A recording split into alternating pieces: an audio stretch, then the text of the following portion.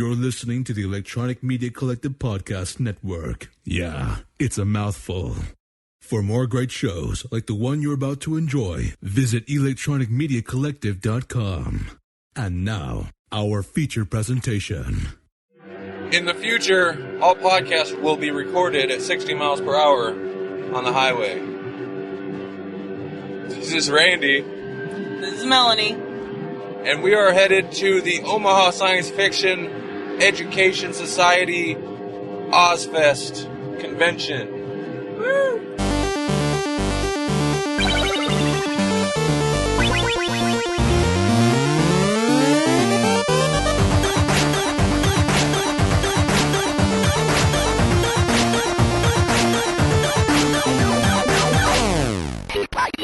Whoa.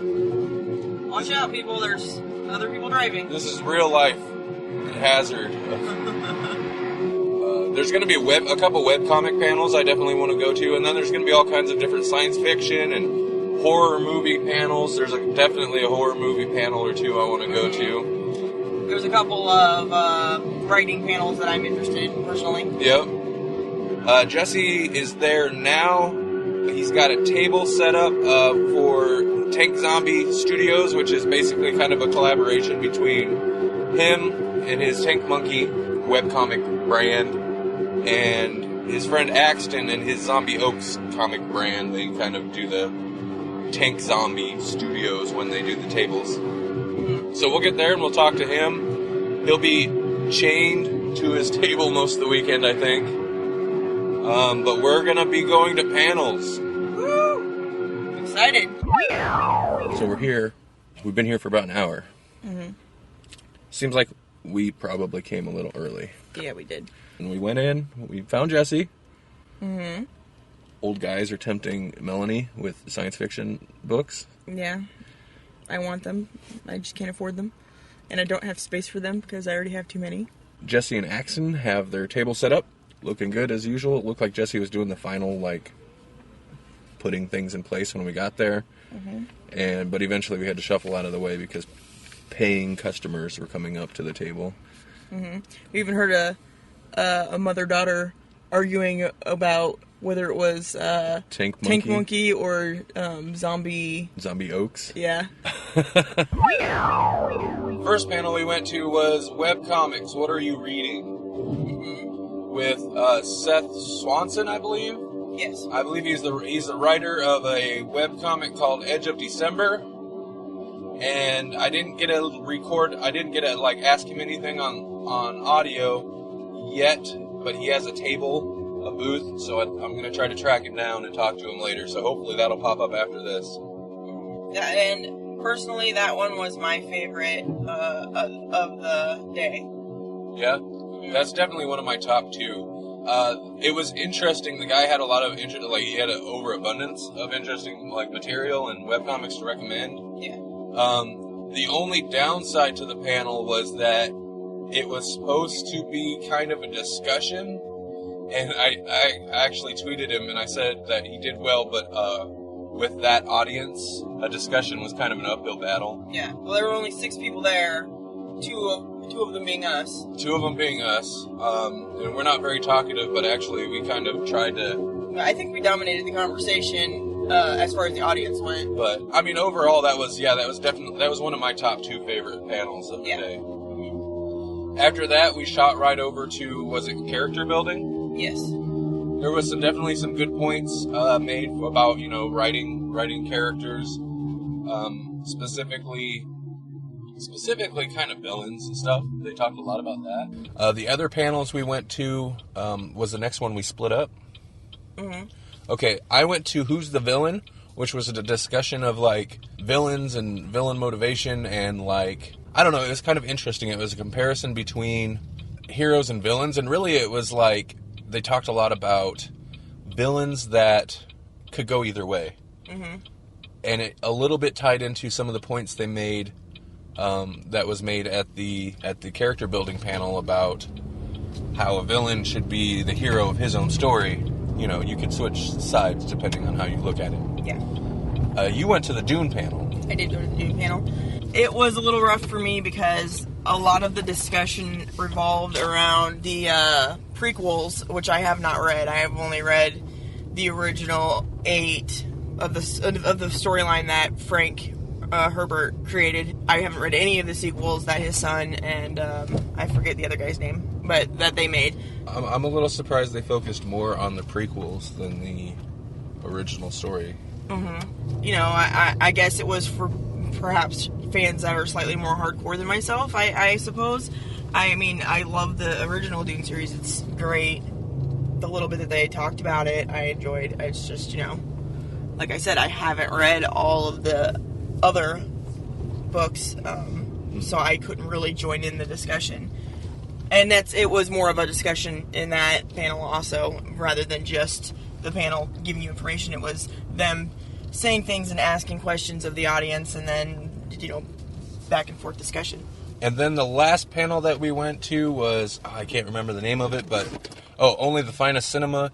And it was basically, they played clips from B grade, Z grade, and cult classic movies. And then they kind of talked about it a little bit. And that was the whole panel. And there was some interesting stuff in there. By that point, it was like 10 in the evening. It was 11 when it was over. Yeah, it was 11 when it was over, and we were tired. And there was one more panel we wanted to go to, which was actually probably the most interesting sounding panel that we were... Yeah, it was the one we wanted to see the most. But we were beat. Yeah, I was exhausted. Jesse's here. I don't know, like, just how's it been going? You're on, like... I hate to be in the way, though. I don't want to be in the way of... I'm over here. We should try to keep an eye out. So how's it been going? It was a good first day, and we're starting day 2. It's a slow start, but I think it's going to pick up. Saturday's always the day. I know, it's putting you on the spot. No, you're good. But it's way easier when I've got a headset and I'm totally alone. I know, right? All right, I'm here with Seth, and we were at his webcomic panel yesterday. We talked about it a little bit earlier. This will go in partway into one of our episodes. We're just kind of compiling, like, recording little snippets, and we'll compile it to an episode later. But do you want to talk about, first, I guess, who you are and the webcomic and stuff? We are edgeofdecember.com. We're a bi-weekly webcomic about 3 brothers who are trying to start a dojo, and they get into the various antics that they get into as they become involved with the local mafia and then run afoul of a band of international assassins. And it's a martial arts action webcomic. It's very anime influenced, very manga influenced, lighthearted, good for all ages. I like the art. It's got a very clean look to it. And you write it, right? Yeah, I'm the author. Our artist is Glenn Kitchell. He's not here this weekend. He lives in Tucson, Arizona. So we kind of split the country up between us. Oh, yeah? Mm-hmm. But he is very anime, very manga inspired, especially by Rurouni Kenshin. And you said the website is it's just edgeofdecember.com. Okay. So no www. Twitter, Facebook. I'm trying to push the social aspect. We finally got a hold of Seth. He seemed like a very nice guy. You probably just heard his interview. We went to the branding for podcast, and that was interesting. Mm-hmm. A lot of it is things that we've already been doing, trying to. So we're on the right track. Yeah, we just need you to start listening. You listen. Listen. Oh, we skipped a couple panels. One panel we tried to find the room and we couldn't find the room. Yeah, it was hopefully we can talk to that guy later, because actually we were at his booth, but it wasn't that. But it was the guy's stepson who was manning the booth at the time. And then we were like, well, let's go to this panel. Oh, that's that guy we were trying to talk to, but we couldn't find the room. That or the panel just wasn't happening. I don't think that was the room. I don't think that was. Because there's another like film room or something going on. Mm-hmm. But we talked to Jesse. Jesse and Axton are both super busy during these things, so it's hard to get them time to break away to talk to us for any length. They're busy making money. They're making money. They're using their skills for money. I actually do a a monthly podcast show with friends of mine that's sort of built around my movies, but it's not specifically just the movies. Yeah. That was sort of that's the basis for it, and the fan base sort of starts there, but then it branches out into movies and random. I mean, seriously, the entire idea behind it, it's called the Mihmiverse Bonfire Podcast, is I had a bunch of people that help make the movies that, in the summers we'll sit around a bonfire outside and just talk. And one of the guys said, we should just record these and just make a podcast. Okay, let's do it. So that's what it is, because we just sit and we'd talk about the movies as we were making them, but then we'd branch out into other stuff. Talk about movies and just random crap. And I was like, this would be kind of fun. Let's do it. Yeah. We're 3 years now we've been doing it. Yeah? Yeah. I don't know if it's growing much, but we have a good time doing it, so we still do it. Yeah, that's the main thing. Yeah. All right, first off, what's your name? Are you recording now? I'm recording now. Yeah. Fantastic. My name is Christopher R. Mihm. I'm the writer and director of the films of the Mihmiverse. The Mihmiverse? That's actually a local guy, Mitch Obrecht. He's actually the film guy here, coined the term. He was kind of my way into OSFest, because he's a local, and he saw my first movie years and years ago at a film festival we were doing here, and he just became a big sort of lifelong fan, and he termed the coin? No, he coined the term. Yeah. Wow, long day. I need some food.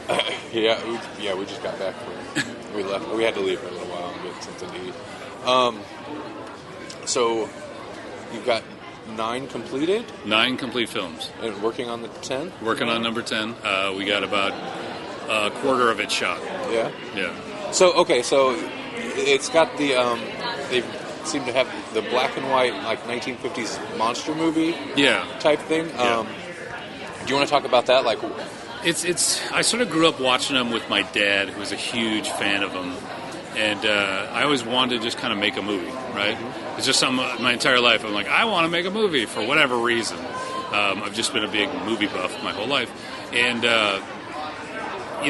when I finally decided that I found a way to make a movie, I kind of wanted to pay tribute to my dad. He's no longer with us. And I thought it'd be kind of nice to pay tribute to the guy and make a movie that partially the idea behind it was that, I can make mistakes and it'll actually add to the charm, as opposed to I'm going to try and make a big budget Hollywood movie and fail spectacularly. Yeah. I figure anything I fail at will just be charming.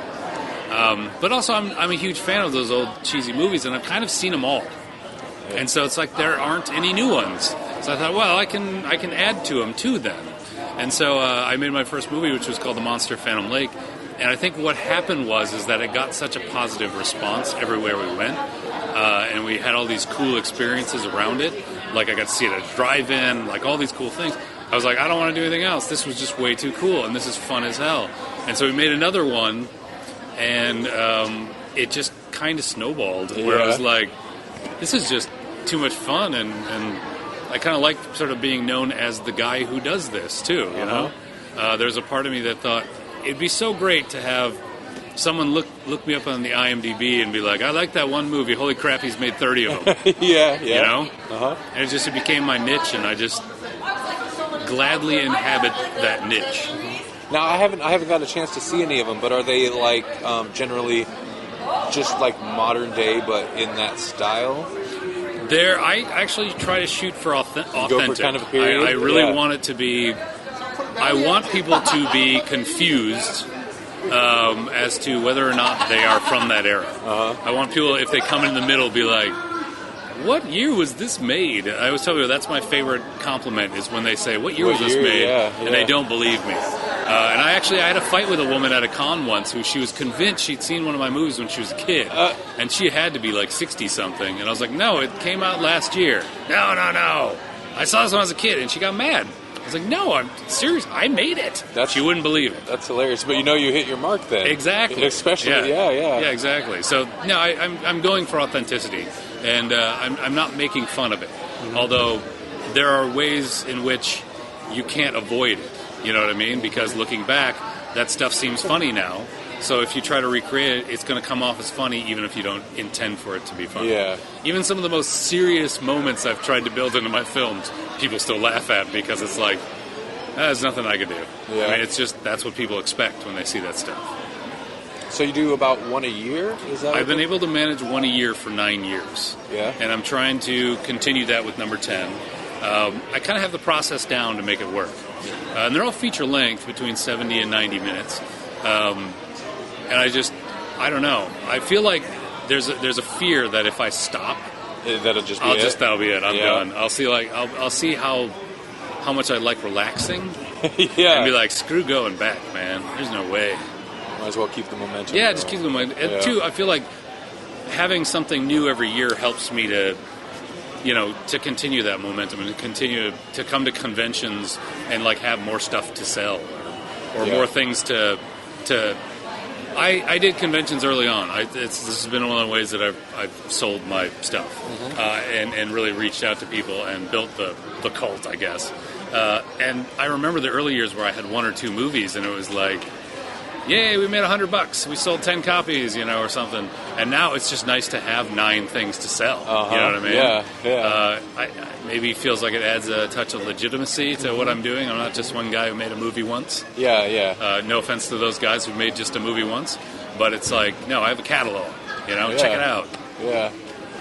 You don't have to give specific numbers, but like, what kind of budget are you working with on these? I always tell people I've never spent more than like $8,000 to $9,000 on any film, and that's the high end. A lot of times, around the 5,000 mark, we recycle a lot of stuff.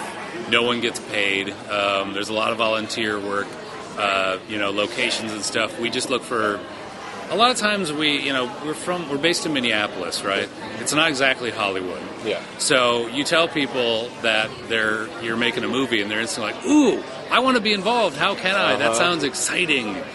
Well, I need a barn. I have a barn, that kind of thing. Come on down, we'll feed you even, stuff like that. Where just people volunteer their stuff, and so we end up saving a lot of money that way. Yeah. Oddly, I talked to another filmmaker who's done stuff in Oklahoma, and he said the weird thing is that in Minnesota, you tell someone, I'm making a movie, and they're like, ooh, that sounds exciting, I want to be involved. But he said when he was working in Oklahoma, immediately when you say, I'm making a movie, they're like, oh, you're making porn.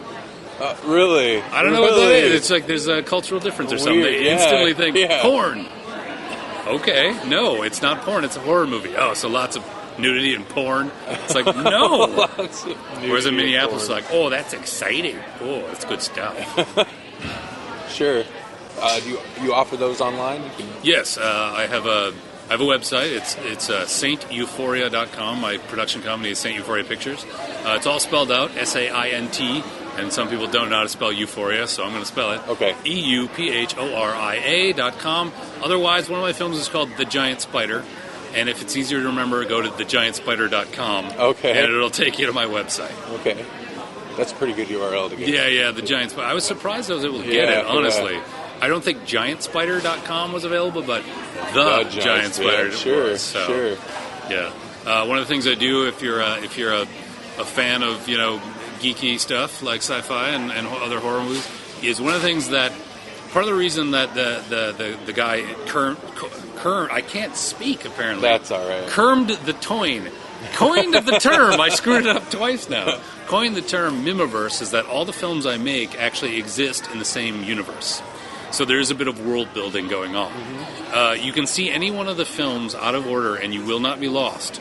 But if you see them all, you start realizing that they're linked. Really? And nice. so you end up like, hey, wait a minute, that guy was in that other one in a minor role, and now he's the lead. You get a lot of the actors who will be in multiple films, or they'll play their own kids in like future films. Okay, nice. And so you end up with this sort of mini universe that when you see them all, you get rewarded for it. Oh, that's awesome. But they're all, and that's what I also sprinkle throughout my films a lot of references to modern sci-fi within names or locations or something. We'll throw in little... one of the other things is that I put at least one line from the movie Ghostbusters in every one of my films. Okay, yeah. So it's a little Easter egg to see if you can find it. And they're all, if there's anyone out there who has like kids, they're safe for kids. They're not made for kids, but they're safe for kids. Yeah. Because I do try to make it authentic to that style. And, back in the 50s, they didn't show boobs and spurting blood and stuff like that. So because I hew to that, the films, kids, as young as 4 become big fans because I always say they're horror movies that kids can watch and not be traumatized. You know what I mean? Sure, yeah. But they'll get scared, but not so scared that they're going to be messed up for life. Unless you want to do that to your kids, go ahead. But I mean, that's the thing is that they're family safe, but they're not family movies in the modern sense of that's not like It's almost a mark against you in these days. You're like, I made a family film. Oh, not interested. Yeah. No. There's a lot of. I pushed the envelope too on trying to do there's innuendo and jokes in there that because the 50s did a lot of that stuff where they're trying to push the envelope while staying within those strict rules of conduct. Yeah. And I do a lot of that too. So there's stuff that'll go over the kids' heads real nice, but they're some dirty jokes. Oh, nice. On purpose. So. So you write these? I do. I write and direct. I also edit the films myself. Okay. Yeah. That's another way to save money too. Is that every person does multiple things. The lighting designer also helps us build sets. The casting person, also does costumes. Stuff like that. Where it's a really small group of people. We have the guy who makes our masks also does a lot of our special effects and prosthetics and stuff like that. And he's there. It's a really small, tight-knit group of folks that help me do it, just because, out of necessity of just having such small budgets, but then also I've built a core team of people who I know I can depend on to get things done, who understand what we're doing, too. Because there is a bit of that as well, of doing this very specific period stuff. If a person doesn't, quote-unquote, get it, you're just going to fight with them the whole time. Yeah. And I'm not saying all my movies are good. They're all fantastic for what they are, but they run the gamut of good, really, really good, bad, to just a couple of them are just actually good movies. Yeah. Even without the sort of cheesy 50s thing. And some are just so awful you'll love them. You know what I mean? And that's what I'm shooting for. That's why I call myself the king of new, old, good, bad movies. I like that. Just over the years, I've tried to describe these to people, and they're like, "Oh, they're like old movies." Well, yeah, they're like new old movies. Good, bad sort of makes, if you get that, something like Plan 9 from Outer Space or something like that. That's a good, bad movie. And so I'm sort of trying to recreate that, but I'm not trying to. It's a weird line to straddle. I know what you mean, because you'll see that sometimes, but it's come from a place of. Not necessarily disrespect, but no regard for it. Right. Yeah. They're just kind of making fun of it because, to a certain extent, it's worthy of being made fun of. But some of the things that I look at when I watch my films that I realize is that the stuff that ends up getting some of the biggest laughs end up being the most authentic good, bad moments because I was really trying. And then I kind of legitimately failed. And those tend to be the moments that I'm almost more proud of, where it's I really tried to make that scary, but I screwed it up. But those tend to be the moments that people like the most. Yeah. Because they become authentic, And that sort of idea of authenticity is a weird... You fight with it a lot, Because I don't want to make fun of it. Yeah. Even though how can you almost not even... trying really hard, you're still kind of doing it. Yeah. And that's the way it's perceived no matter how hard you try. You know what I mean? So I'd rather try for authenticity and really strive for that than just flat out be disrespectful to a certain extent, I mean, I love those old movies. Even some of the worst ones that people are like, oh, that's awful. It's yeah, but I still like it. Yeah.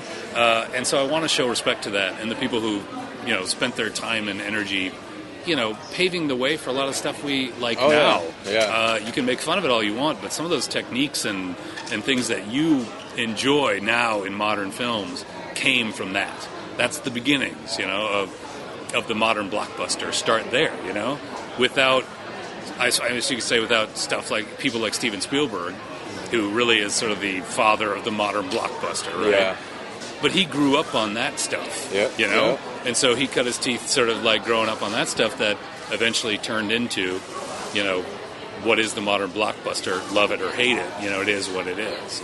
A lot of what people, even modern horror too, if you're a big horror fan, that all has its roots in you don't have some of the stuff you have now without Night of the Living Dead. Oh, yeah. Which was a black and white cheapie back in the day, So, yeah. And you mentioned Night of the Living Dead.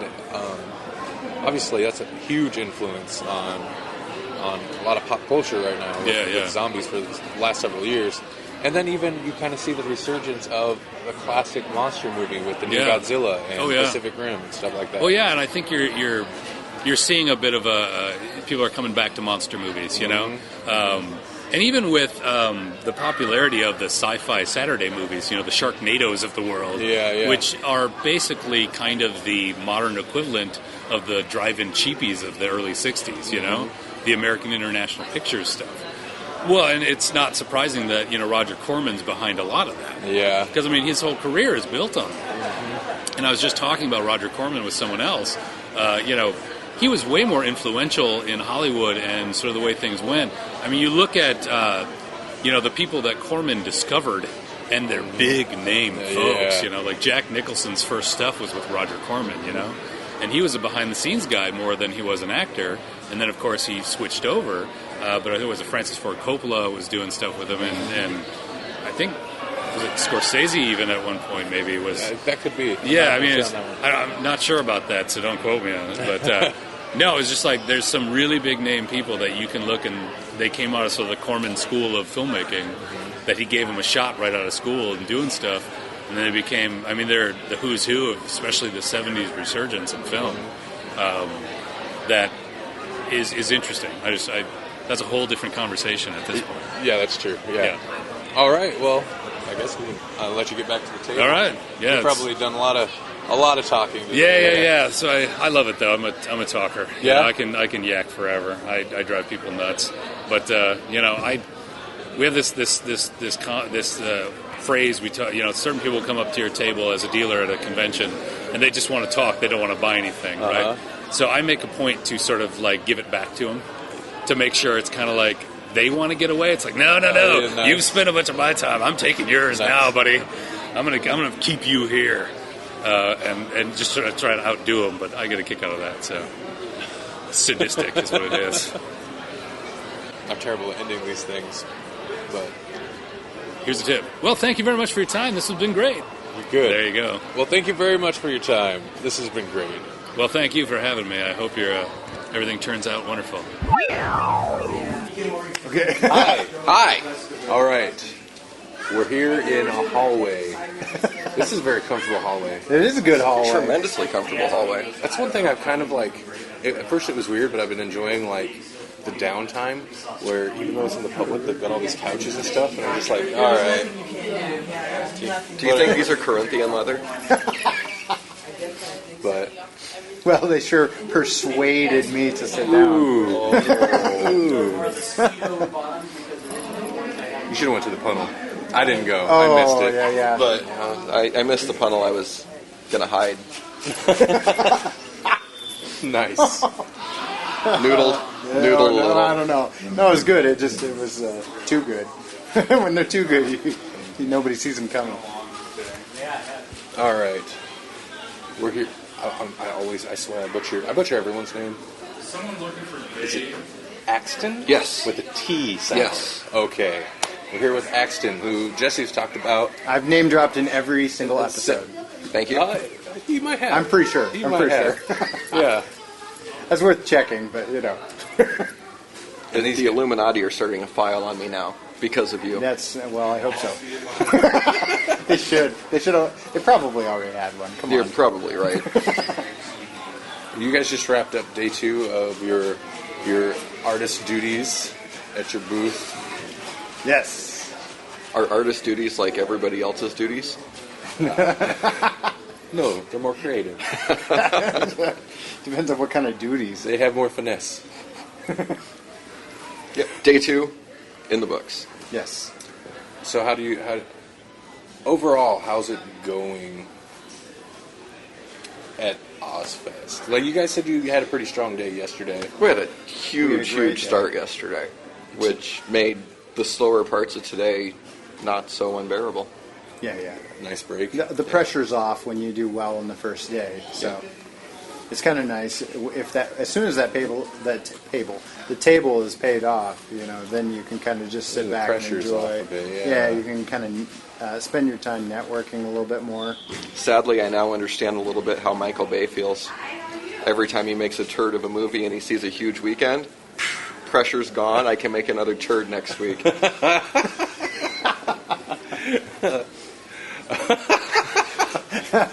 So you're saying it's kind of a transformer. Just hope it doesn't mutate into something different. Oh, yeah. Wow. Well, Jesse's talked about you a little bit. How about you talk about you a little bit? Well, you do Zombie Oaks? I do zombieoakscomic.com. I'm attempting to work my way into t-shirt design. I've got a storefront on tpublic/user/Zombie Oaks. Check it out. But it all started with Zombie Oaks Comic, which is a story I got obsessed with telling that I didn't know needed told. That's great. Which I think Jesse mentioned it in the review he did. It all really started in my classroom. With a classroom demo, I incorporate a lot of comic and cartoon style stuff with my middle school kids. And one of my kids called me on the carpet and said, "Why do you only draw creepy, scary zombies?" And I'd been on a tear doing them for about 3 weeks consecutive at that point. And I was like, "Oh, you want something different, do you?" And I started drawing a little chibi zombie. With no plan, no intent, and he just happened in 2 minutes of me smack talking back to one of my 7th graders. Everybody's laughing, everybody's poking fun, and she goes, "No, it's not better, because it's still a zombie. He still eats brains." I said, "How do you know? You don't know George. Maybe George eats spaghetti and meatballs. Did you ever think about that?" And it exploded in my head.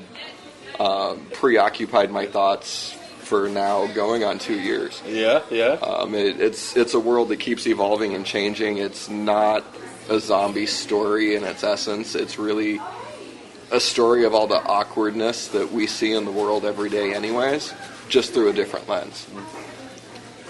Had you done any any type of webcomics before? No, Zombie Oaks was my diving in head first without knowing how deep the water was. Yeah. And it started, I went to Planet Comic-Con in Kansas City. Were you there? You weren't there at that one with me. I went with a couple of other buddies, and I went to a webcomics panel that had some big name guys and some little name guys and different levels of success. And I'm purposely not saying one of their names because I don't want to name drop them because yeah. Okay, sure. But I came away from that inspired. With the core message of it all was, if you have a story to tell, it's nobody's fault but your own if you don't tell it. Nice. And he was pretty excited. I remember getting the text while he was still there. I think I'm doing a webcomic now. Yeah, and I had a different idea first. My first idea, and I may still visit this, was a fly. A fly that gets trapped in the car when somebody leaves Ohio for a road trip to Vegas. And the fly's perspective of their world, and think about the scope of a normal housefly's world. And then the car becomes the world. And then trash is introduced. Red Bull can hits the floor. Fly flies into the Red Bull can. Hilarity ensues. So that was my first thought and my first idea. And I started obsessing over how to characterize a fly. How do I draw it? How do I create a character that's sustainable and interesting and everything else? And then I gave it up. Because I realized that a fly you can only do so much with it. Or that's how I felt at that point in time. And then the zombie that happened in my classroom kicked me in the side of the head. It's like, "Hey, remember me? You could write a comic about me." And I did. Well, and before that, you had kind of a character idea for, was it a squirrel? The squirrel, the kamikaze squirrel, based on real-life events from my middle school years. Oh, hey. We were hanging out waiting to have somebody's mom drive us in the huge station wagon to the movies. And a squirrel, I think, jumped off of the telephone lines running over the sidewalk and landed on this girl's head. And she's freaking out, and the squirrel's freaking out, which makes her freak out more. And that moment is viscerally burned in my brain for all eternity. So I created, he was probably my first character before I ever had any delusions of doing a webcomic, before I knew what webcomics were, of doing a kind of historical fiction involving World War II characters in animal forms.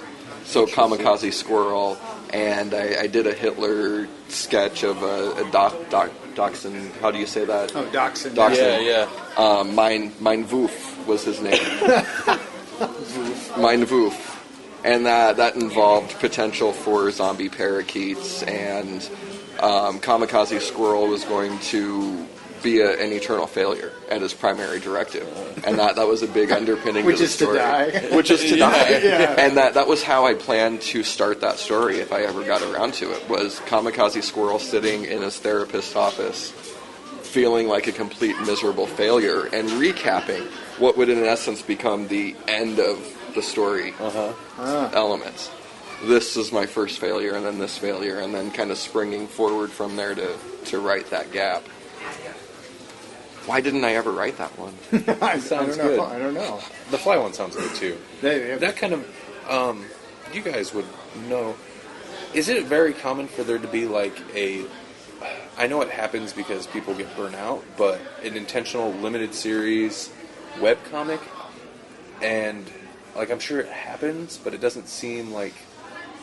I think the issue with that would be gaining popularity, because a lot of times it's you got to play the long game to pull in readers. Well, and also, when you offer a webcomic, you offer it online for free. And if it's a very limited series, then you get the whole thing for free online, and Yeah. Okay. Yeah. which for exposure purposes is fine. But ultimately, in the long run, you kind of want your time spent on something that's going to Be sustainable. it's going to return That's an investment. Good point. Good point. Okay. Yeah. And That's what it got me thinking about. I'm still a young pup in webcomics, and my reading list has grown exponentially because I keep coming across amazing creators and amazing comics and stuff that I stumble across and forget what it was. I do that a lot. I bookmark them, and then I forget that I bookmarked them, so I have to open my bookmarks to remember, oh yeah, I was really enjoying Deep Dive Daredevils, which is amazing. It is amazing. Hey, in our last episode, I tried to review Lunar Baboon. Oh, geez. And I feel like there's no way to truly do Lunar Baboon full justice. I don't know that you can without being able to visually show somebody. Yeah. It's incredibly creative. It's incredibly sentimental. At its essence, it's the story of a 30-something dad, I would say, and a 5 or 6, 7-year-old boy. And the creativity behind this comic is just amazing, and the feels behind it are amazing. It's honestly the only webcomic I've ever read that made me tear up reading it. And it was a feels moment, not a sad moment. It was like, oh man, that got me there. But the level of creativity, scuba diving into a puddle of spilled ice cream. Yes. Yeah, that kind of thing. Dad and Moshi. Seeing the whole world that's in there. That's in there. Yeah. Dad and Moshi are walking along the sidewalk, and Moshi's ice cream falls. I think it was an ice cream, or maybe something to that effect. And most of the comic's done in black and white, just very simple rendering. When he uses color, though, wow, it's powerful. And there's this green glob on the sidewalk, and Moshi's freaking out about it, and the dad reaches in and pulls snorkels out of wherever snorkels magically come from. And they put the snorkels on and dive into this puddle of goop that's this whole oceanic world. Yeah, and it's so bizarre, but it never feels like you have to suspend disbelief because you're in there. Right. And he does it page after page. Because I wouldn't have even thought, like, where did he get snorkels? Of course he has snorkels. Yeah, exactly. Okay, thank you. That helps flesh out my review. Supplement review to yours, yeah. Perfect, yeah. It's the best webcomic on the internet. I don't hesitate to say. Yeah. Day after day, week after week, it hits on every cylinder all the time. I can't think of a creator that we follow that doesn't, like, at some point wish that they were making that comic? Truth. Hashtag truth. Yes. What else do you guys want to talk about? I'm terrible at these impromptu things. We got to focus. That's right. What? Focusing on you. Well, Axton, do you have any... We're just going to stare at you. Yeah. What are your secrets? What are your fears? Clowns. Oh, yeah, that's right. We already discussed this. Terrified of clowns. So terrified of clowns. And it's a lifelong fear, and I don't understand the roots. I don't know where it came from. That's funny. I was going to say, where do you think that comes from? No idea. But he's good thing we're on couches right now. It's perfect that we're on a couch. When I was... earliest memories, I had recurring nightmares of every time I describe it, people are like, oh, Pennywise, you watched it.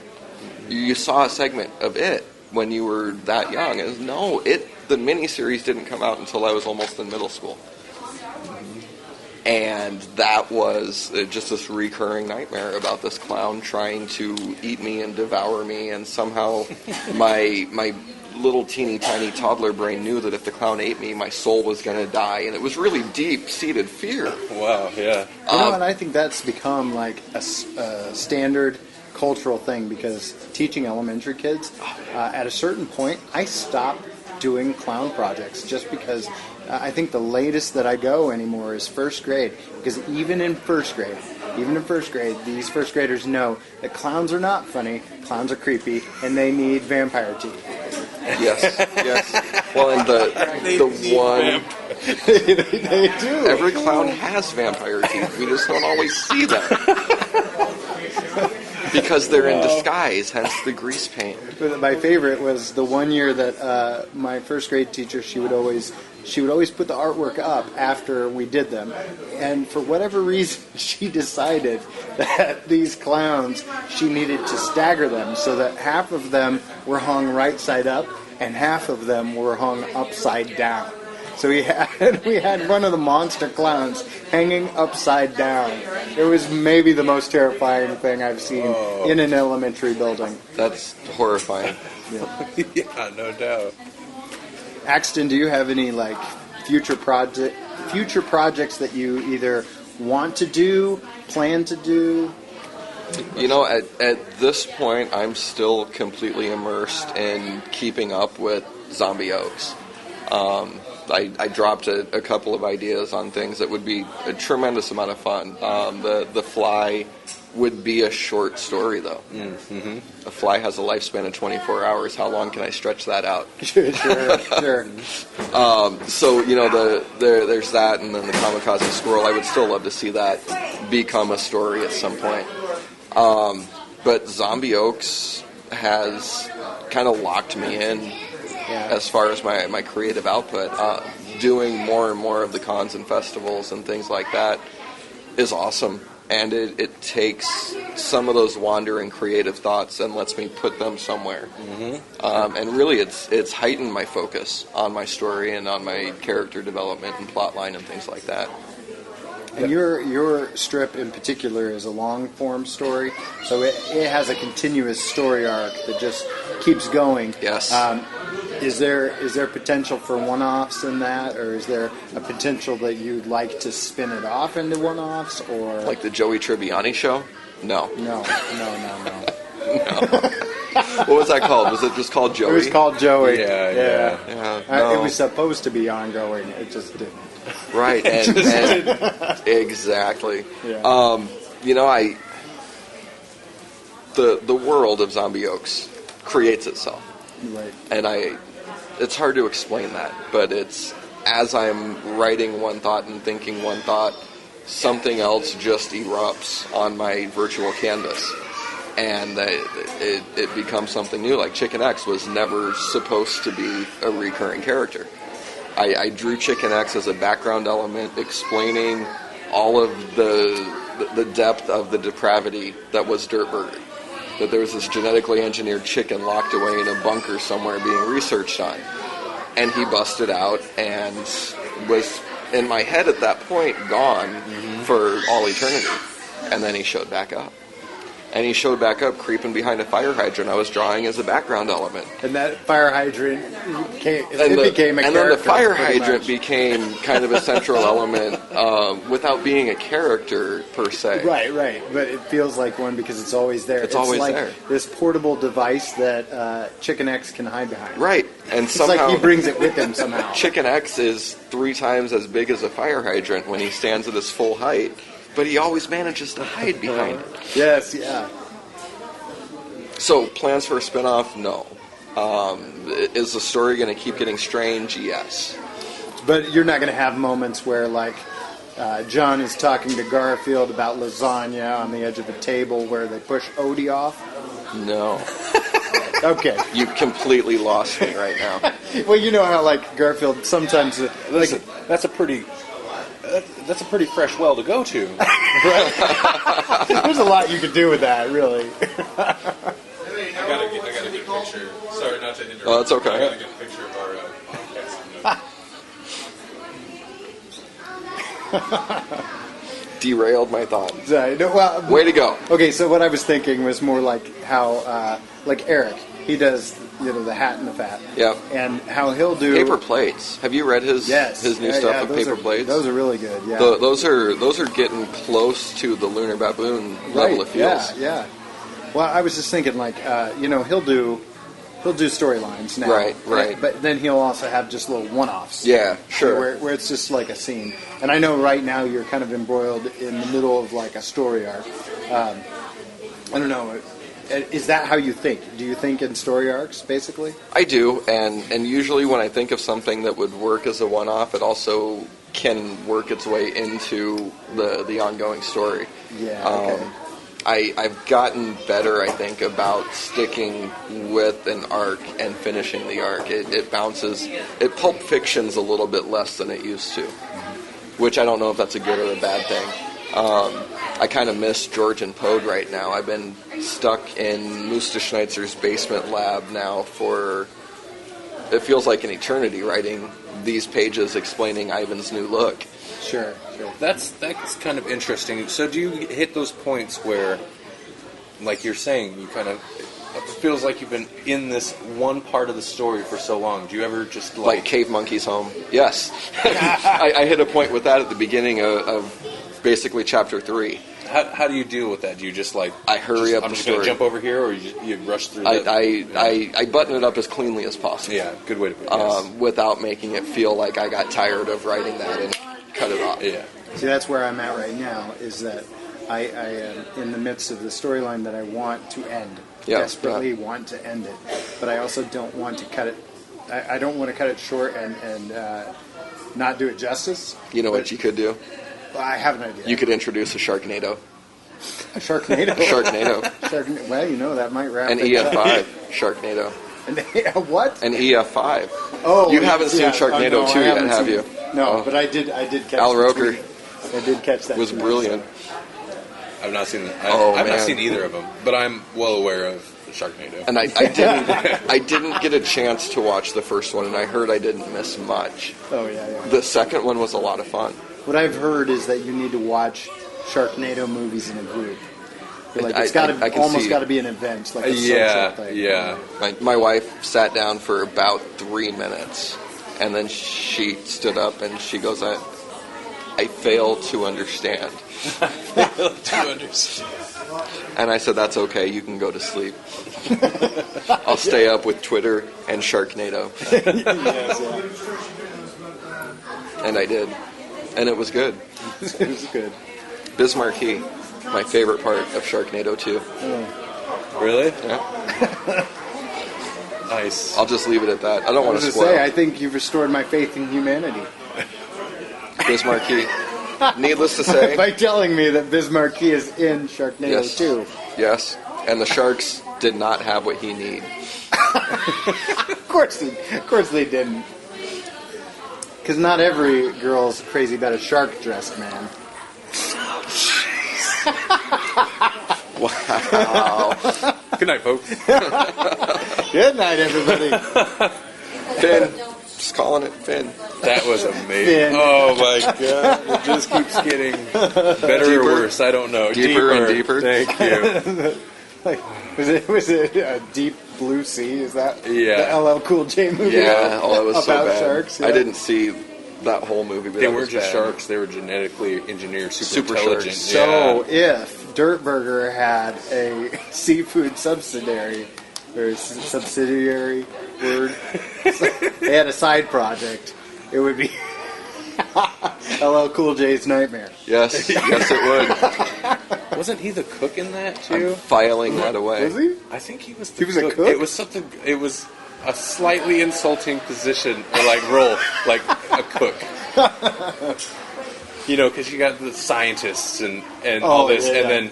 then LL Cool J the cook. Yeah, I could be right. wrong, but I'm pretty sure that's how it was. And it's clear who's going to save the day. That's pretty cool. Jay. He's gonna rock the bells, Rocking the bells. and then he's yeah. going back to Cali. Yeah, like milky cereal. Wait, what? What? That was on the Mama Said Knock You Out album. Milky cereal. Milky cereal, baby. I'm not gonna sing. You hit a deeper reference on that. Than Yeah, I think we were I'm not gonna prepared sing the whole for. thing. No. Yeah. That's a deep cut right there. Yep. Yep. Jesse keeps telling me we're going to have you on to talk about horror Oh yeah. movies and stuff. Oh, cool. Right? Yeah. I thought so. Yeah. Well, I mean, like we could get a whole panel of people that, I mean, would be great to talk about horror. I'm a bit. Yeah. I don't know why, because I'm a terrible public speaker. I want to do a panel now, just because, like, some of these panels, Yeah, like- it's almost like like a spiteful thing. Just Like, listen, your panel, my panel. My panel would be better than your panel. Yeah. My panel brings all the boys to the yard, and they're like, it's better than yours. Wow. Darn right, it's better than yours. It keeps going. I'm gonna get, yeah. Do good though. Keep it clean. Darn right. Darn. Darn right. Darn tootin'. Better than yours. Darn too. I feel so far behind on horror movies, though. Between having young kids and being so busy, and having a wife, that's the bigger part. Having a wife who doesn't love horror. Amen. And Amen. Really? Some Yep, of the that's where I'm stuff, some of the stuff makes me psychologically queasy. Yeah. Like And I wonder how much of that is just that it's like being out of practice. you know? Maybe. It's like this stuff never bothered me before, and then now I don't watch it as much. Your tolerance is. Yeah, You gotta it was build like up that. like I was watching Pontypool, which I highly recommend. Yeah, Pontypool's awesome. Yeah. Have you seen But it? No. But it was like I good. was really okay with it, and then my wife came home, and it was like one of the scenes where they throw themselves up against the window and beat themselves bloody against the window, and so I was like, oh, this is really disturbing. All of a sudden, like it wasn't. Well, a minute and ago, it's but- intense, but Yeah. it up till that point, it's really not that Yeah, that's gory true. or violent. It's all but kind of then implied. it kind of builds Yeah. up. Yeah. Yeah, it's an excellent one setting, kind of low budget type movie, but it's really well done. Yeah, you'd like it. It was on Netflix. It's probably not anymore, but if you get a chance, that would be worth it. Canadian horror movie. If you find yourself wanting to watch something visceral and odd, don't watch Rubber. I thought it would be something and that's on visceral and Netflix, odd. too. I've seen it. And it looked. Did you watch the whole movie? Yes. I couldn't make it. Okay. Not because of anything other than the fact that I got really bored. It slows way down. Yeah. Like the concept. Okay, the concept I Once think is rubber what hits the road, Yeah, kind of. No, it's kind of true. It really.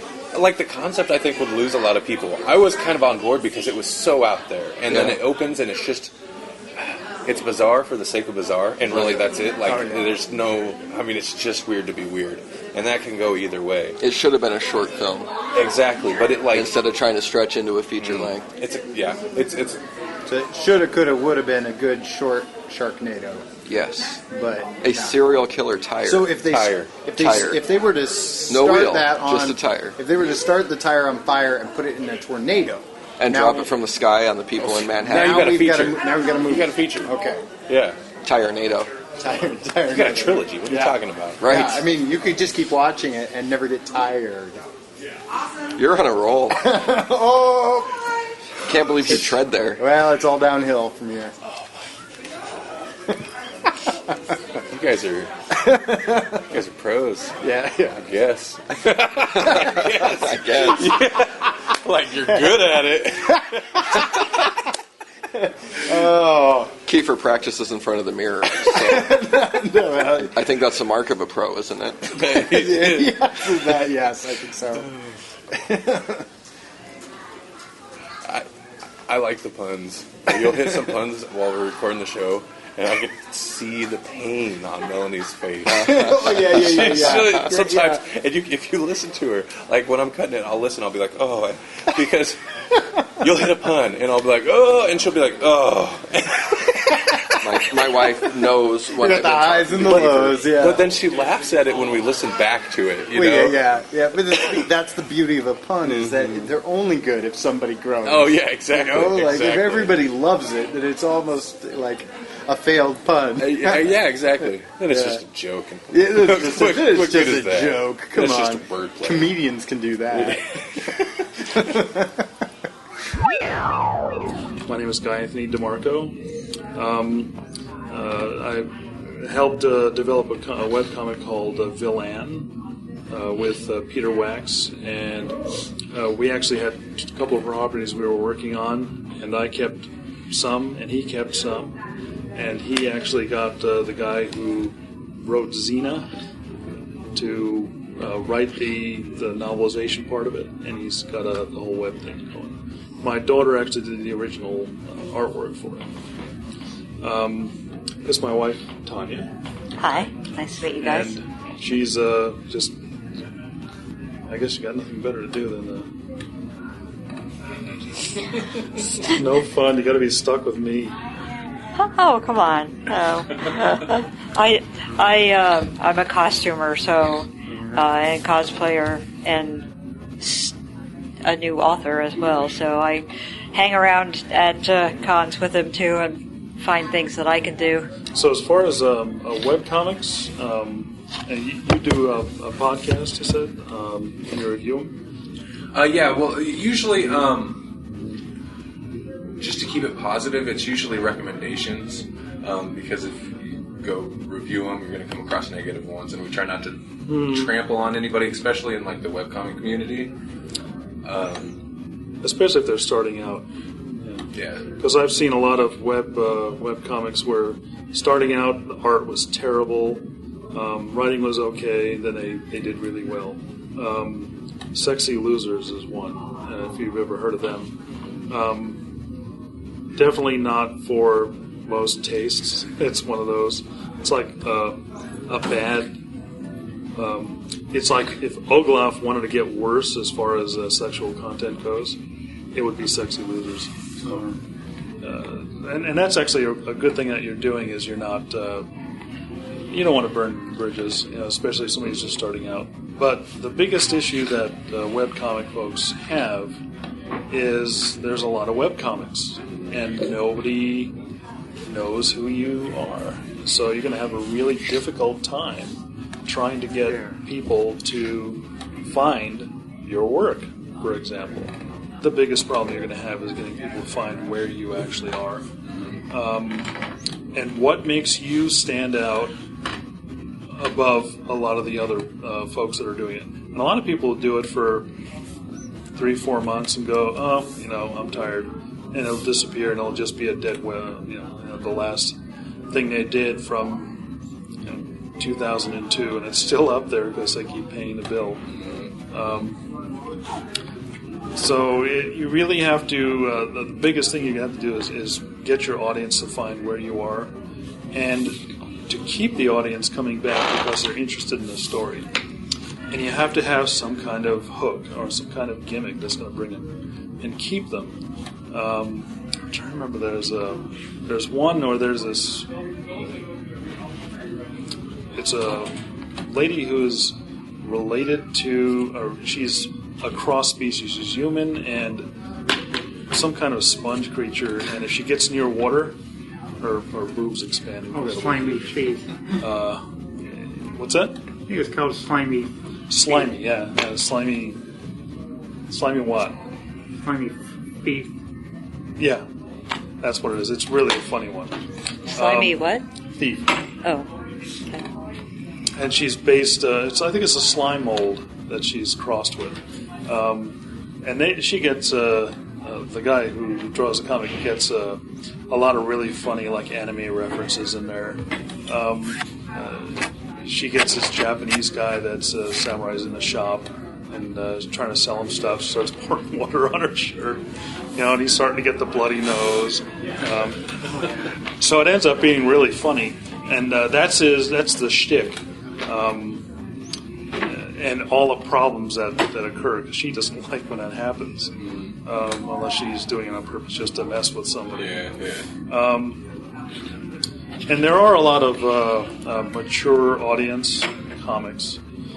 Those tend to be the most popular, because people really are looking for a really good laugh, and it's lots of times like Oglaf. A lot of people won't say they read Oglaf. Have you read Oglaf? Oglaf. It is there's straight up porn in it. Oh, really? It is hilarious. You have to watch your audience if you're going to recommend them. Sure, yeah. But a lot of people read them, but they don't admit it. It's that good. It's probably one of the hottest ones that are out right now, because a lot of people have the humongous audience for them. The other thing you get is, how do you pay the bills? Because you're drawing all this stuff. There are some webcomics that will try and expand. There's quite a few that actually come up, they'll collect and put them in a color art book. And they'll do behind-the-scenes stuff. And that generates some funds. They do some Kickstarter stuff. But most of the time they try and get by with selling ad space. But it's a trickle when you're first starting out. And it's you come in and you made like 8 cents in the last week, and you did a whole bunch of panels, a whole bunch of work. I got 8 cents for that. It's really it's a long tail type of endeavor. You're going to start out. You're going to put a lot of time, a lot of sweat, a lot of effort, and finally, it's going to start paying off a little more each time. It's going to start building. Sometimes it'll take 3 to 4 years for that to happen. You also have to try and find your target audience. And there's a lot of ways to advertise pretty cheaply. You can cross-promote with somebody. So if there's a real popular webcomic, or it's just starting to build, say, hey, how about I advertise mine on yours, and I'll advertise yours on mine. And those kinds of collaborative pieces work. You can do crossovers, too. Oh, yeah. So you start... there's people that are going to webcomics right now. They enjoy them. They enjoy it in that media. So if you do cross pieces, now you're exposing your entire audience is getting a look at my stuff. And then if I do the same crossover in mine, especially if it's sequential, something happens here, the next panel's on my page. You go back and forth a few times, for 2 weeks. Then you've basically mixed up the two audiences, and you won't double your audience, but you'll probably get a boost of another 25%. I've definitely in reading some webcomics, I've discovered new ones, and some of them will do of course they're like guest panels, and then even fan art submissions, and a lot of times people that do other webcomics will do the fan art submissions, and then you get the link back there, and I've discovered new ones through stuff like that. Yeah, especially if they do a really good job with the art. Sometimes they don't allow them to script them. It all depends. Some do. You can do a one-shot. You got one page to have a good laugh, basically. Those probably work the best because you'll be able to show your art and your writing chops. And if somebody thinks it's funny, they're going to go check it out. What would you recommend as releasing? How often? I mean, I don't know if there's an ideal, but how often should a person release pages? And I know it kind of depends on how much work and that. True, but most people, it's now expected once a week. Okay. And I would not release a single page until I had 6 weeks already done, because life is going to happen, and you're going to have to, I have to go take my dog to the vet because he bit a porcupine, and I'm supposed to actually release something, so you can actually release one that you've already had done. Go take care of the dog, and then catch back up. And a lot of people don't do that. They just they draw something, I'll throw that up there. And 2 days later, they have the urge again, they draw again, and they throw that up there. So people want to be able to come back and say, okay, this comes out every Monday. I got to make sure I come here every Monday. Or I know they won't change it until next Monday. So I have all week to go check it out and be able to go back. Well, that's about going to wrap it up for OSFest. And I was very proud of myself because I actually stood up and read. That was amazing. The partial short story that I wrote, and I'm not the type to stand and speak in front of a crowd, but I did. That one was interesting. Yeah, I went to that non-superhero American comic books, and that was it was okay panel. But I got back to that panel you were talking about, Flash Fiction, about 15 minutes late. And I walked in, and they were like, "You got a notebook and pen?" And I didn't have a notebook, but somebody gave me paper. And basically, I missed the intro. Yeah. But they're like, "Okay, there's these 4 things, 300 words or less. You got 15 minutes to write a story, including those 4 things. Go." And I was like, "Oh, like what did I just walk into?" And then afterwards, to make it worse for me, they're like, "Okay, well, we're gonna have you guys stand up and read them." And they did it too. The 2 panelists, the authors, who were involved in most of the other writing panels that we watched, that we've seen. The 3 that I went to had the one guy for all 3 of them. In fact, I believe he was there for one before. He had been in that room for 4 hours by the time we left. That's crazy. I know.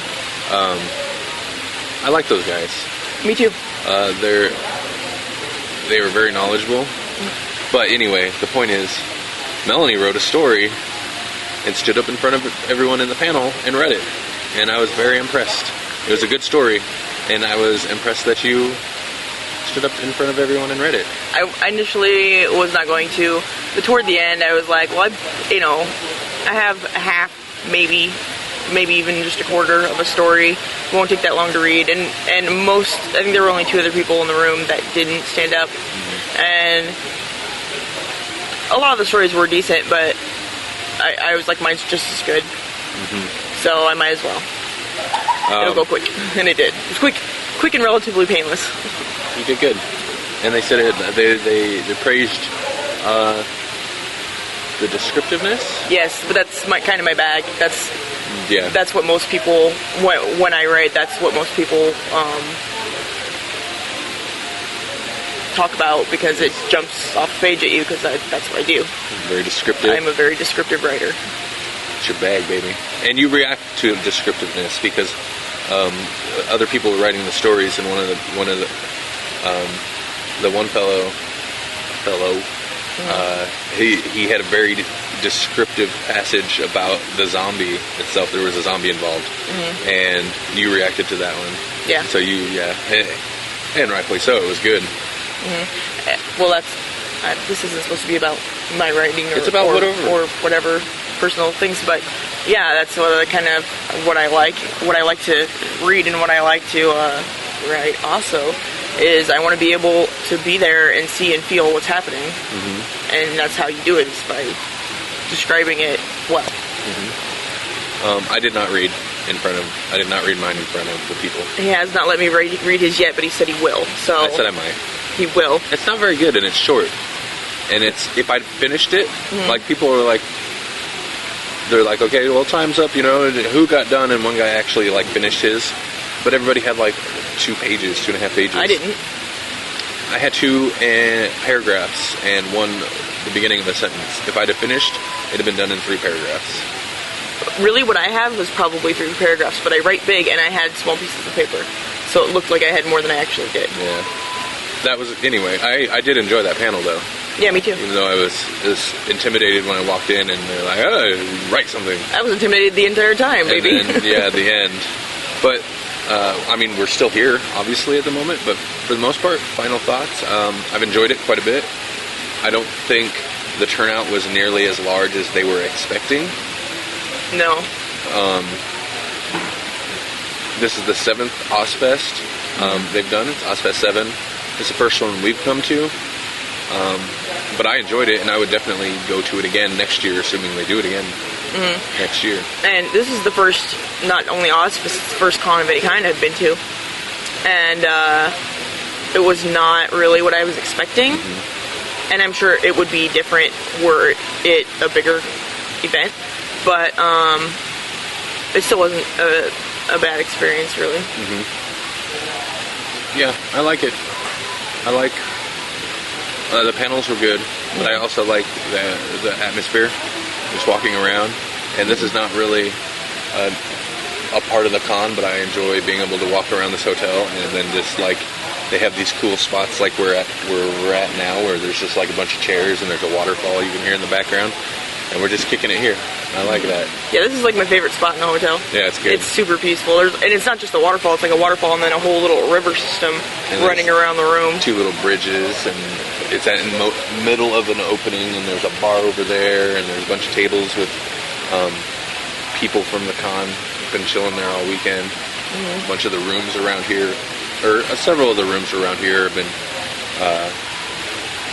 used for con purposes. There's where they're showing movies and stuff over there. Very cool. They had a food room open the other day that Randy argued with me wasn't open to the public, but it was. And then I was scared. I didn't want to go in there and steal food. That wasn't for us. They had it set up buffet style, and like everybody was going in there. Yeah, but a lot of the people that have been hanging out over here have been people that like have been doing panels and stuff. Some of them, but anyway. And also there were groups that had their individual rooms, but they opened them, you know, for parties and discussions and things related to the con. One thing I think a lot of people, and I mean mostly vendors and stuff, people that had booths were disappointed with the turnout yesterday. Yeah. Because usually Saturday's the busy day, and it was much slower than expected. But Friday night, what I noticed a lot were a lot of the rooms being used for, you know, go to room 10 whatever, and for this type of impromptu thing. And there were several rooms with like podcasts and stuff going on.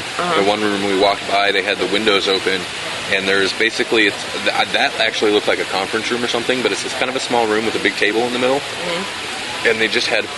The room was packed full of people just lined around sitting around the table, and they were all recording. Yeah, I saw it. And I thought that was awesome, and I was surprised I didn't see more of that at all the whole rest of the weekend. Although there were, during the panels, and actually it was odd, it seemed that it was mostly the panelists doing it, but it seemed like there were a lot of people recording for podcasts during the panels. An interesting and educational experience, and I'm glad we came. Yeah. I'm excited to go home. Oh, yeah. Because been here like all weekend. I mean, we haven't been staying here, but all day, every day. It was like 13 hours yesterday? Yesterday, 13 hours. For him. I actually... You left in the middle for a while. I went, there was a block of 2 or 3 hours where I didn't have a panel I wanted to see, and I was beat, so I went home and tried to take a nap. So that'll be nice. But I like being here. I like the hotel, so that's why I was like, let's go record, sit over here where it's nice for a while before we leave. Yeah. Yeah, I want this room in our house. Yeah. This room is much larger than our house, so we're going to need to make an addition. Yeah. It'll be this room, and then our house off to the side.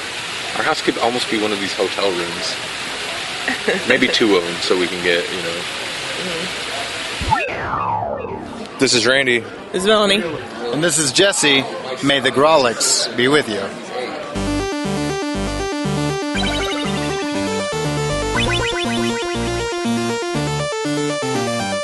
Thank you for listening to the Grawlix Podcast. The Grawlix Podcast is a production of Electronic Media Collective and Vorpal Arrow Studios. This podcast is released under a Creative Commons Attribution, Non-Commercial, No Derivatives 4.0 International License. To hear more, visit GrawlixPodcast.com. Follow us on Facebook at Facebook.com/GrawlixPodcast and like us on Twitter, Twitter.com/GrawlixPodcast.